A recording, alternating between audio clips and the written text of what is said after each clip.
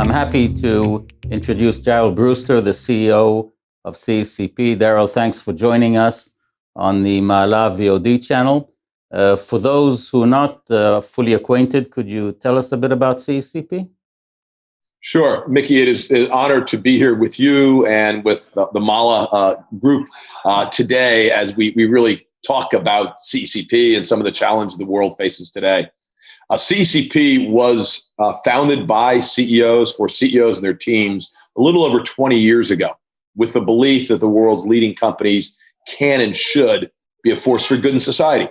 Today, we have well over 200 of the world's leading companies that are part of CECP. We also have a global exchange, which we and Maala and other companies in leading countries around the globe are part of as well. And we really help companies, and our purpose is very clear, to empower the world's leading companies to drive long-term sustainable business success. We want businesses to succeed through positive social impact. So it's that combination of business success, sustainable business success, and positive impact on society that really is what makes us and is our why, our raison d'etre at CECP. Well, we can definitely identify with that. I wanted to share with you and think about some of the issues that we've seen in the market here around the corona pandemic and see what the experience is in the States. Well, the first one is around the employees. I think it's very clear that in this period, our employees are coping with situations that previously they didn't have. And these are complex situations. A lot of the complexity is not around the companies, but the general situation. The children at home, they have to work from home, and there's the whole issue of pressure and stress around them. Have you seen companies focusing inwardly on these issues and maybe even thinking of expanding the border of their responsibility to the well-being of their employees under these conditions?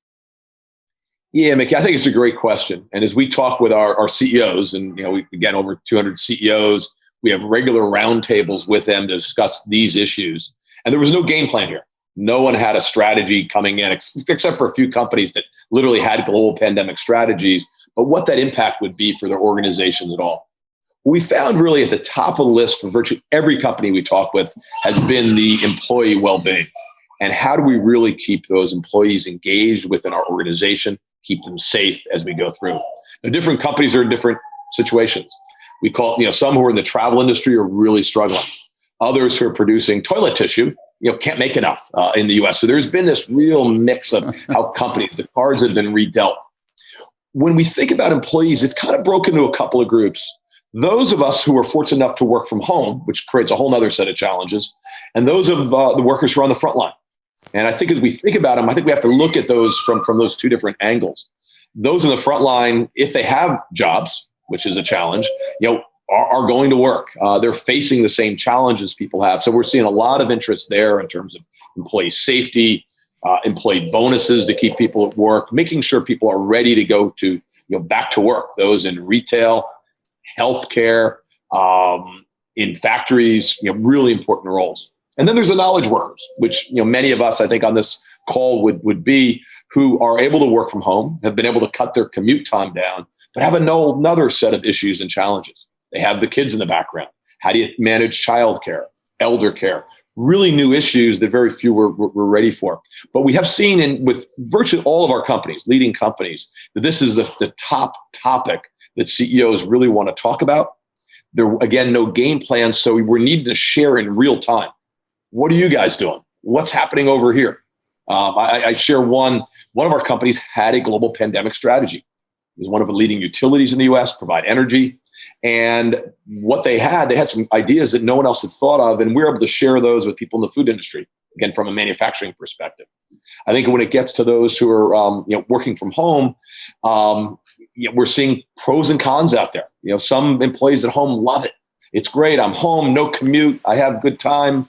But it depends, where the schools are local. Are the kids being taught, virtually, or are they going to class? So we got a lot of challenge, I think, companies are working with to really help to kind of deal with these. But it's on the top of the list of virtually every company we talk about. Okay. By and large, would you say that the companies are actually having flexible borders on what their responsibility is for the well-being, therefore? Yeah, I think they are. I think they're getting more flexible with what that means. And I think in two ways. One is actually having to set some borders. Like, because now you don't commute to work, so there's no begin and end of the day. You wake up, you get started. I was talking to a CEO yesterday, has a cup of coffee at 7. He works till 8, 9 o'clock at night. That's his day. There's no break when the day ends, starts and ends. And I think we need to set actually some borders from that perspective. Here's what's expected. You don't need to work around the clock. These are the hours that we need to get our group together. At the same time, there's things where companies can be of help and support. At CECP, we help people set up their own offices at home so that they could actually focus on their work, and provided some funding to help to do that. So we're seeing a lot of that with companies. Certainly having the technology we have today enables the work from home to even occur, because can you imagine this happening 20 years ago? We couldn't have dealt with these things. But we're working through this, I think, in real time. Yeah, seems we have the same problems around the globe. Yeah. Yes. Second issue is around the management attention given to CSR under such circumstances. In theory, I guess as managers, we would expect that if a company goes into a situation where it has to deal with much more existential issues, that its order of priorities would be not to allocate that much management attention and resource to CSR.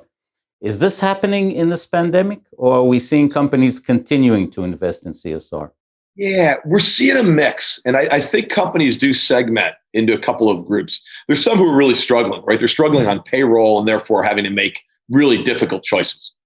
Others, and the bulk of the companies are and we feel there's about 10 to 15% of companies seem to fall in that camp.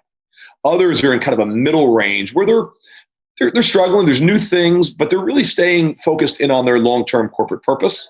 And then there's about 15 or 20% of companies that have actually benefited in a way from COVID because of the offerings and the services and products they had. The cards were reshuffled, and all of a sudden people have gotten new, have a new sense of what they have to hold and what they have to play at that standpoint.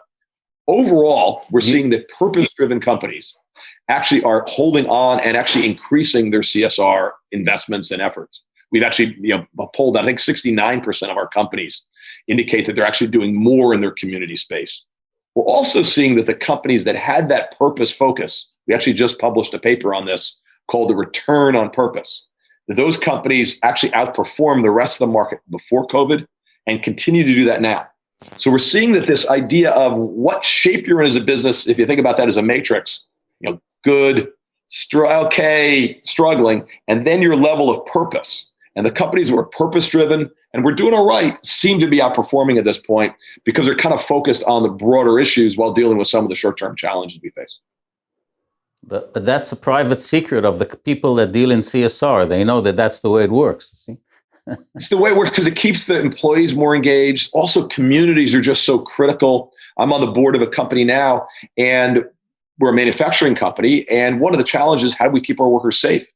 The number one issue where people are catching COVID isn't at work. It's in their community. So we've actually figured that we have to actually educate the whole community, families, friends, et cetera. And this is in a English as a second language community about how they can help deal with this. We're also finding some great research out from my buddy Richard Edelman in the Edelman Trust Barometer. Richard's on our board, does a global survey of citizens on trust. And they actually trust their employee more for the news and more to communicate what's true and what's not than they do the media these days. That's kind of a crazy thought, but that's, I think, what we're dealing with. The companies have that added responsibility, if not obligation, to help companies and help their employees sort through the truth of what's going on in the world. Well, one last question on something positive to the future, okay? It's clear that during this pandemic, companies have had to adapt their methods of working to everything that you just mentioned at home and other sorts of challenges. Post-COVID, when we go forward, what do you think will remain of that in the corporate mentality? Yeah, I think as we move toward what we're calling the next normal, because we think it's going to continue to evolve as time goes on, I don't think for most companies we're going back to where we were. Nor do I think, and from what we talk with our companies, again, hundreds of CEOs, nor will we stay where we are. I think there's going to be kind of an in-between area. One company we spoke with that major, hundreds of thousands of employees, had 95% of their workforce had been in the office. They quickly moved, technology-driven company, to 95% of their employees working from home within a period of weeks. Amazing turnaround, tech-enabled. They're finding that those employees are more productive. They kind of like it, but they miss the interaction with other employees to the degree. So their plan now, so they went from 95% in office to 95% out of home. Their long-term goal is 25% of employee time will be spent in office. So they think about it 1 day a week, 1 to 2 days a week, and the other would be spent from home. So I think, and different companies are going to find a different balance on that. Certainly those in the front line have no choice, but among who are there and need to be there with customers and manufacturing, healthcare, and the like. But those knowledge workers, we think that's going to rebalance. And we're hearing from a lot of the professional service firms and others who are, tracking hundreds of thousands of miles of airplane flights, still do that, but maybe not as frequently. Or board meetings that had to be in person 6 times a year, maybe 1 or 2 of those are in person. So we think that's kind of the balance as we go forward. It does create challenges over culture, creativity, onboarding new employees, and that's, I think, things that need to be worked out. And we're hearing some interesting strategies the companies are pursuing in those. Well, I think I adopt that phrase, new normal. Sounds wonderful. Yeah, so very good. I'd like to thank you very much for sharing your experience with us, and wish you all the best. Thank you very much.